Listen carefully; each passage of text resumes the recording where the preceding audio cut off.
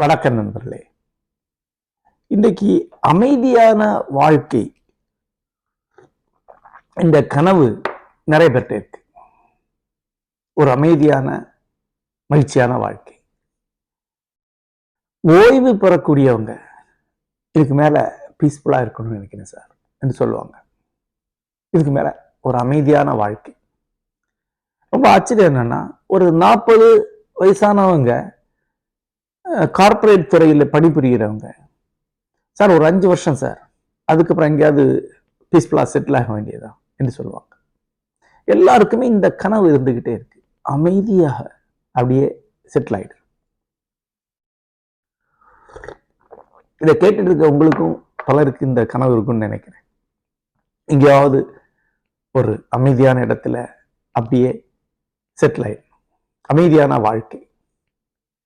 அமைதியான வாழ்க்கைங்கிற அந்த வார்த்தை கொடுக்கக்கூடிய ஒரு கவர்ச்சி இருக்க, அது நிறைய பேருக்கு இருந்துகிட்டே இருக்கு. என்னுடைய நண்பர் ஒருவர் ஒரு கார்பரேட் துறையில உயர் பதவியில இருந்தார், பெரிய பதவி.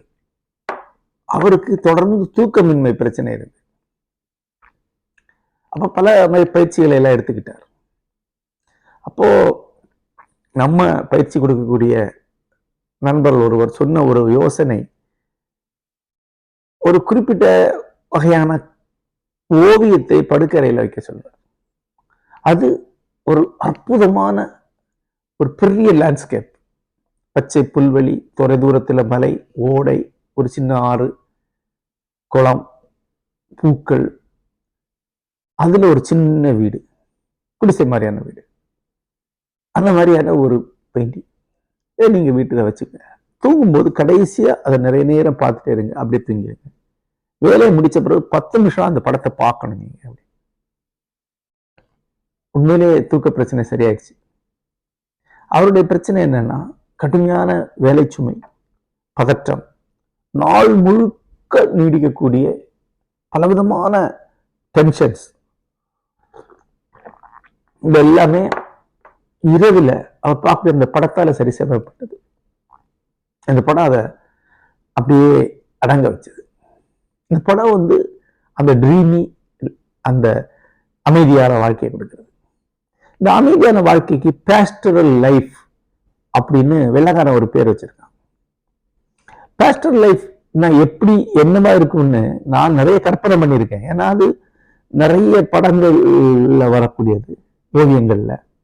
அமெரிக்காவுடைய அல்லது யூரோப்புடைய அல்லது பிரிட்டனுடைய அந்த லேண்ட்ஸ்கேப் பிக்சர்ல எல்லாம் அந்த பாஸ்டரல் லைஃப் உண்டு. பாஸ்டரல் லைஃப் பெயிண்டிங்ஸ்னே வாங்க கிடைக்கும். இது தூங்குறதுக்காக தான் வாங்கி வச்சிருப்பாங்க போல இருக்கு, தெரியல. அப்புறம் கவிதைகள், வேர்ட்ஸ்வொர்த் மாதிரியானவருடைய கவிதைகள்ல அந்த பாஸ்டல் லைஃப் இருக்கு. பாஸ்டல் லைஃப்ங்கிற எக்ஸ்பிரஷனும் அதனுடைய வடிவங்களும் நித்யாவுடைய உரைகள்ல, நடராஜகுரு உரைகள்ல அடிக்கடி வரும். ஆனா சரியான அளவுல எது பாஸ்டல் லைஃப் இப்போ அண்மையில இது லேக்ஸ் டிஸ்ட்ரிக்டுக்கு போன போது, பிரிட்டன்ல லேக் டிஸ்ட்ரிக்ட் போன போதுதான் எனக்கு தெரிஞ்சது. அதாவது அந்த பகுதியில் மக்கள் தொகை ஆல்மோஸ்ட் 0 சொல்லலாம், ரொம்ப குறைவு. ஒரு வில்லேஜ்ல மட்டும்தான் கொஞ்சம் ஆள் இருக்காங்க. அப்புறம் பல கிலோமீட்டருக்கு ஆளே கிடையாது. வெறும் புல்வெளி மட்டும்தான், நீரோடைகள், புல்வெளிகள், மலைகள் மட்டும்தான். அப்புறம் மறுபடியும் ஒரு சின்ன ஊர். ஒரு சின்ன ஊர்ல 150 வீடு, 300 ஆட்கள், அவ்வளவுதான். அவ்வளவு ஒரு அமைதி. அமைதினா காலை உடைக்கிற அமைதின்னு சொல்லலாம், அந்த மாதிரி அமைதி. ஆடு மேய்க்கிறது மட்டும்தான் வேலை. பெரிய வேலி கட்டியிருக்காங்க புல்வெளிக்கு, அதுல ஆடுகள் மேய்ஞ்சுக்கிட்டே இருக்கு. அந்த ஆடுகளுக்கு எல்லாம் பேர்கள் எல்லாம் எழுதி நம்பர் போட்டு காதுல அந்த இதை மாட்டி விட்டுருக்காங்க, குணுக்குன்னு சொல்லுவாங்கல்ல, அதனுடைய சிக்னலை மாட்டி விட்டுருக்காங்க. இதை பார்த்துக்கணும், அப்புறம் பிடிச்சி விற்கணும். ஒரு நாள்ல பெரும்பாலும் மழை இருக்கு, இயர் முழுக்க. கடும் குளிர் கிடையாது, ஆனா இயர் முழுக்க குளிர் தான்.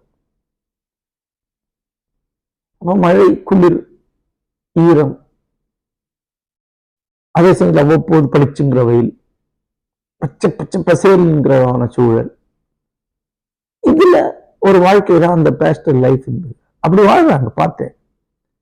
சும்மா ஒரு பீரை வாங்கி வச்சுக்கிட்டு 2 வயசானவங்க உட்காந்து பேசிட்டே இருக்கிறாங்க. அப்ப தெரிஞ்சு இந்த பாஸ்டர் லைஃப் இருக்குல்ல, இந்த மாதிரியான லைஃப் ஏறத்தாழ வெள்ளிமலை பகுதிகளிலையும் உண்டு. அங்க இருக்கக்கூடிய மக்களும் இத மாதிரிதான் இருக்காங்க. அவங்களுக்கு பெரிய வேலை கிடையாது, விவசாயம் தான். ஆனா விவசாயம் வந்து ஒன்றும் செய்ய தேவையில்லாத விவசாயம். அதாவது ஒரு வருஷத்துல ஒரு 50 நாளைக்குள்ளதான் அவங்களுக்கு வேலை இருக்கும். அப்புறம் மற்ற நாள்ல சும்மா தான் இருப்பாங்க. பெரும்பாலும் மாடு தான் மேய்ப்பாங்க. காலையில மாடை கொண்டு காட்டுல பத்தி விட்டுட்டாங்கன்னா அப்புறம் சாயங்காலம் திரும்பி கூட்டு வர வேண்டியதுதான். மாடை மேய விட்டுட்டு உட்காந்து பேசிட்டே இருப்பாங்க. பேச்சுன்னா ஒரு தளர்ந்த நிலையிலான ஒரு பேச்சு.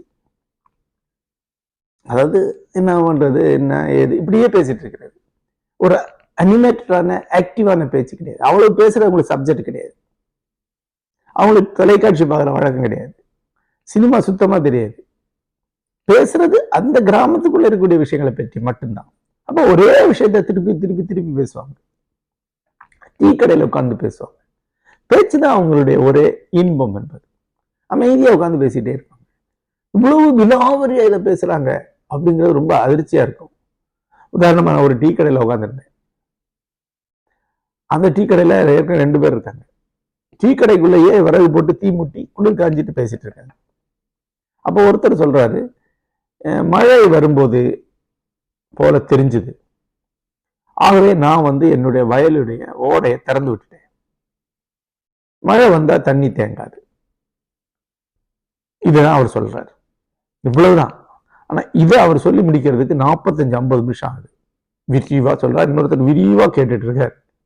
அப்ப 3வது ஒருத்தர் உள்ள வந்தார். வந்த உடனே இது முதல்ல சொல்லிட்டு இருந்தவர் இந்த மடையை திறந்து விட்ட விஷயத்த அவர்கிட்ட சொல்றாரு இதே மாதிரி விரிவா 40 நிமிஷம். அப்ப முதல்ல கேட்டுட்டு இருந்தவர் மறுபடியும் கேட்டுட்டு இருக்காரு, ஆர்வமா தலையில ஆட்டுறாரு. எனக்கு ஒரு மாதிரி ஆயிடுச்சு, பதட்டம் ஆயிடுச்சு. என்னடா ஆனா என்ன பண்றாங்க பாப்போம் அப்படின்னு கேட்டு இருந்தா 4வது ஒருத்தர் வர்றாரு. இவரு மடையை திறந்து விட்டு 4வது ஆள்கிட்ட சொல்றாரு. மத்த 2 பேரும் பயங்கர ஆர்வம் திருப்பி கேட்டுட்டு இருக்காரு. இப்படியே விடிய விடிய கேட்பாங்க. 8 மணிக்கு ஒரு பஸ் வரப்போகுதுன்னா 6 மணி 5:30 மணிக்கெல்லாம் வந்து உட்காந்துருவாங்க. ஒரு 2 மணி நேரம் ஒரு பஸ்ஸுக்கு உட்காந்து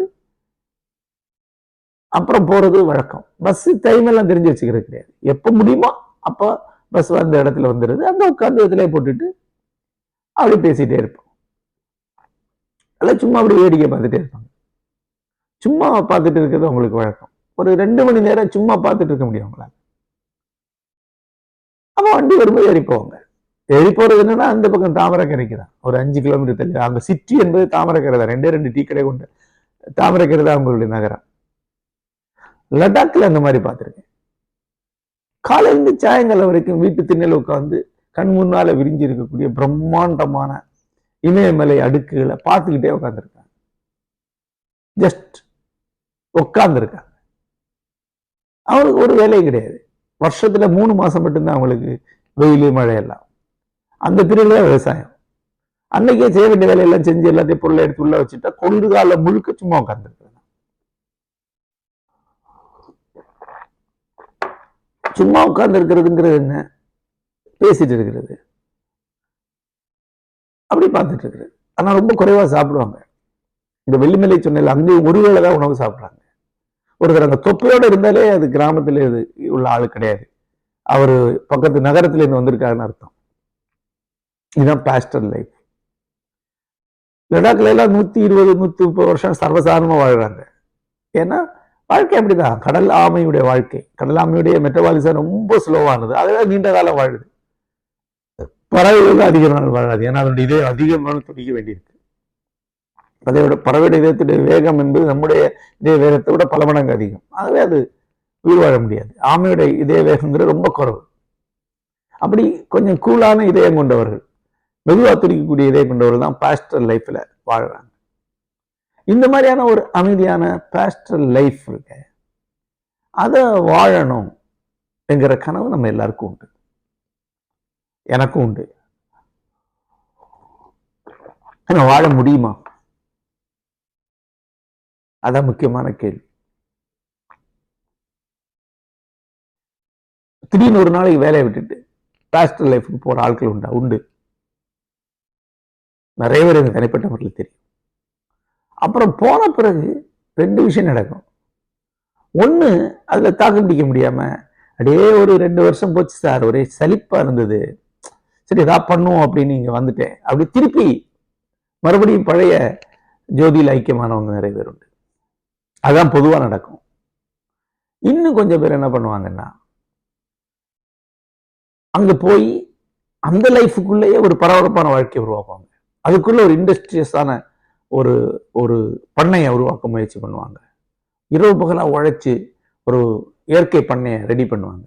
அது கூட 4 மாடு வாங்குவாங்க, பால் பண்ணை கிரியேட் பண்ணுவாங்க. அப்புறம் பால் பொருட்களை உருவாக்கக்கூடிய ஒரு ஃபேக்டரி உருவாக்குவாங்க. அதை விற்பனை செய்யறதுக்கு ஒரு விற்பனை மையத்தை உருவாக்குவாங்க. 25 பேரை வேலைக்கு வச்சுக்குவாங்க. ரொம்ப பிஸி ஆகிடுவாங்க. இது 2 தான் நடக்கும். அப்படி உட்காரணும்னா அதுக்கு ஒரு கட்டாயம் இருக்கு. அது என்ன?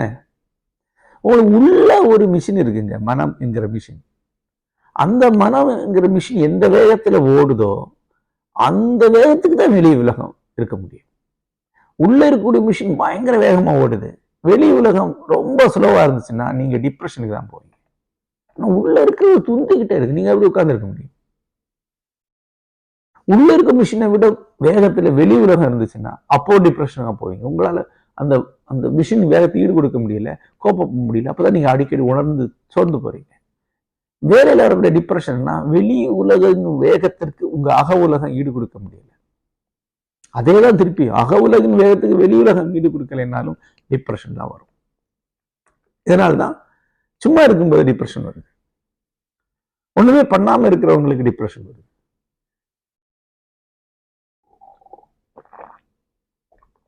ரொம்ப சும்மா இருக்கக்கூடியவங்க யாருன்னு பார்த்தா 2 டைப்பான ஆட்கள் நீங்க பார்க்கலாம். ஒண்ணு வயசானவங்க, அவங்களால சும்மா இருக்க முடியும். ஒரு 75, 80, 90 வயசு ஆயிடுச்சுன்னா சின்ன சின்ன வேலைகள் பார்த்துக்கிட்டு ஒரே வீட்டுக்குள்ளே அது பாட்டுக்கு இருப்பாங்க. ஏன்னா உள்ள எனர்ஜி ரொம்ப குறைஞ்சிருச்சு, முழ ஆற்றல் ரொம்ப குறைஞ்சிருச்சு. உள்ள இருக்கக்கூடிய மிஷின் அப்படி மெதுவா ஓட ஆரம்பிக்குது, அது ஸ்ப்ரிங் எல்லாம் லூஸ் ஆயிடுச்சு. அப்ப வெளி உலகத்தையும் அதே மாதிரி வச்சுக்கோங்க. ஒரு காலையில் எழுந்திரிச்சு ஒரு டீயை போட்டு குடிக்கிறதுக்கு 40-50 நிமிஷம் ஆகக்கூடிய ஆட்கள் இருக்காங்க. 2 தோசையை சுட்டு உட்கார்ந்து சாப்பிட்றதுக்கு 1 மணி நேரம் ஆகும் வயசானவங்க. நாள் முழுக்க செஞ்சுட்டு இருக்க மாதிரி இருக்கும். ஆனா வீடெல்லாம் ஒரே அழுக்கா குப்பையா இருக்கும், ஒண்ணுமே செஞ்சிருக்க மாட்டாங்க. ஏன்னா மன ஆற்றல் குறைஞ்சிருச்சு. அதுக்கேற்ப உடல் ஆற்றல், வெளி உலகம் எல்லாமே ஸ்லோ டவுன் ஆகும். இப்போ அதுல ஒன்றும் பிரச்சனை இல்லை. அவங்க உள்ள எவ்வளவு குறையுதோ அந்த அளவுக்கு ஆட்டோமேட்டிக்கா வெளியே குறைஞ்சிடும். அவங்க பெரிய சேலஞ்சில் எடுத்துக்க மாட்டாங்க. நீங்க அவங்க கிட்ட ஒரு கை குழந்தையை பார்த்துக்க ஒரு பொறுப்பை கொடுத்தீங்கன்னா அவங்களால பண்ண முடியாது. கீழே அடிக்கடி சொல்லுவாரு, ஒரு வயசான ஈஸியா கொள்றதுக்கு சரியான வழி கை குழந்தையை பார்க்குற வேலையை கொடுக்கறது. கைக்குழந்தையை பார்த்துக் கொள்வது போல சித்திரவதை எதுவும் கிடையாது வயசானவங்களுக்கு அடிக்கடி சொல்லுவார். கட்டுரையில் எழுதியிருக்கிறார். ஏன்னா குழந்தை எனர்ஜெட்டிக்கானது, துரு துரு துரு துருன்னு இருக்கும். அது அவ்வளவு எனர்ஜெட்டிக்கான ஒரு உலகத்தை டீல் பண்ற அளவுக்கு வயசானவங்களுக்கு உள்ள ஆற்றல் கிடையாது, மன ஆற்றல் கிடையாது. ஏன் கை கால் இருக்கே அப்படின்னு சொல்லலாம், கை கால் பத்தாது. தொடர்ந்து அது கூட போகணும், அதை பார்த்துக்கிட்டே இருக்கணும், எந்நேரம் அலர்ட்டா இருக்கணும். அப்படி வயசானவங்களை இருக்க முடியாது. ஏன் ஒரு யங் அம்மாவாலேயே ஒரு குழந்தைய பார்த்துக்கிறது கஷ்டம். ஆனா இன்னைக்கு ஈஸியா ஒரு வயசானவங்க கிட்ட குழந்தைய விட்டு போயிட்டே இருக்கிறாங்க. குழந்தை அது அவங்க அவ்வளவு கஷ்டப்படுவாங்க, ஆனா ஒண்ணும் பண்ண முடியாது. அது நடந்துட்டு இருக்கு. ஆனா அந்த வயசானவங்க ஆட்டோமேட்டிக்கா தங்களை உலகத்துக்கேற்ப புற உலகத்தையும் விசை குறைத்து வச்சுக்குவாங்க. இன்னொரு சைடு ஆட்கள் லேசியா இந்த பேஸ்டரல் மாதிரியான ஒரு வாழ்க்கையை வாழ்வாங்க. யாருன்னு பார்த்தா டீனேஜர்ஸ். டீனேஜர்ஸ் சும்மாவே படுத்து கிடப்பாங்க, ஒண்ணுமே செய்ய மாட்டாங்க.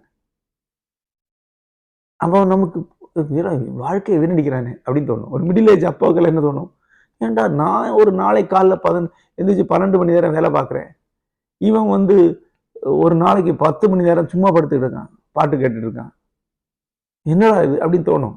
ஆனா டீனேஜர்ஸுடைய மனம் டே ட்ரீமிங்ல போயிருக்கு, பகற்கனவுகள்ல போயிருக்கு, மனக்கோட்டையில கட்டிட்டு இருக்கு. அதுல பெரும்போது எனர்ஜி அது செலவழிக்குது. ஆகவே அதனுடைய புற உலகுக்கான எனர்ஜி ரொம்ப கம்மி. அதனால புற உலகம் ரொம்ப கம்மி பண்ணி வச்சிருக்கான்.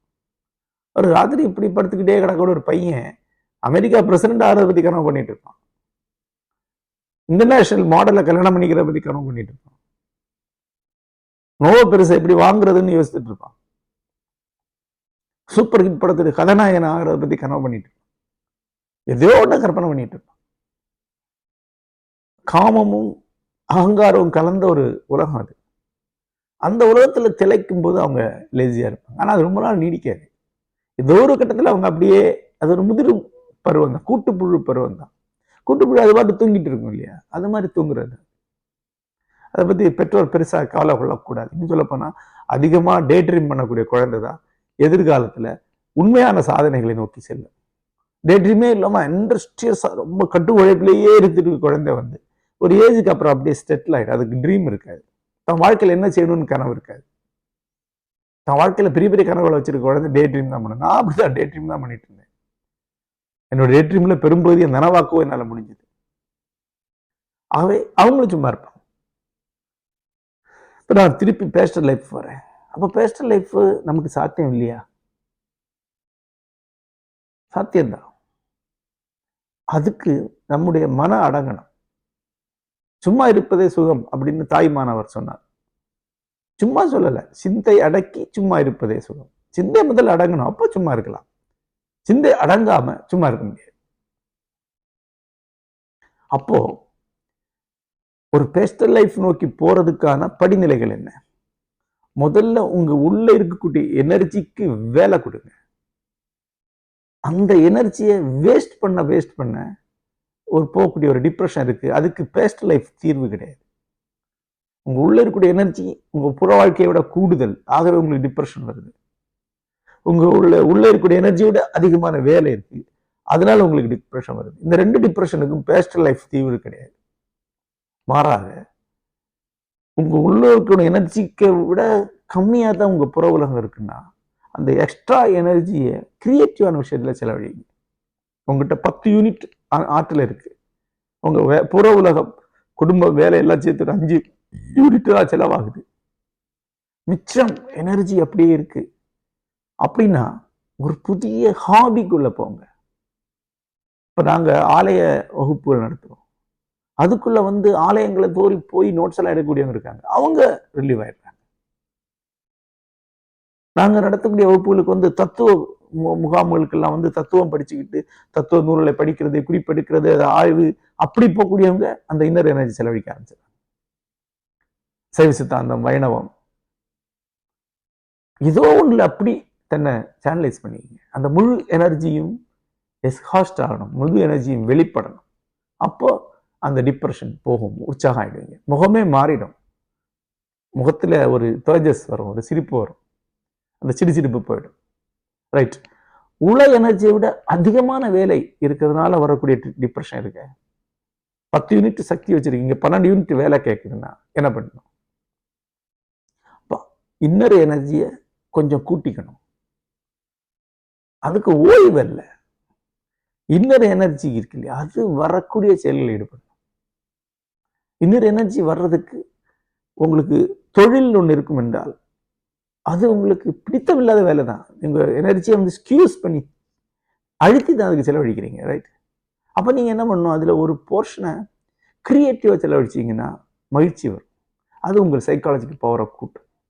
இன்னொன்று, உங்க புற வேலையை கச்சமுச்சான்னு பண்ணீங்கன்னா தான் நிறைய எனர்ஜி வேஸ்ட் ஆகும். அதை எந்த அளவு ஒழுங்குபடுத்திக்கணும், அந்த அளவுக்கு கம்மியான எனர்ஜியை பயன்படுத்த முடியும். நீங்க ஒரு தொழிலை பண்றீங்க, அது ஒரு உதாரணமா ஒரு வணிகம் பண்ணக்கூடிய ஒருத்தர் சரியான நோட்ஸ் மட்டும் வைக்கலன்னு வைங்க, அது சிதறி கிடக்கும். அப்போ அவர் அதிகமான எனர்ஜியில் செலவழிப்பார், சலிச்சிருவார். அப்போ அந்த வேலையை சிஸ்டமேட்டிக்கா பண்ண அதுல செலவழிக்கூடிய எனர்ஜி கண்ட்ரோல் பண்ண முடியும்.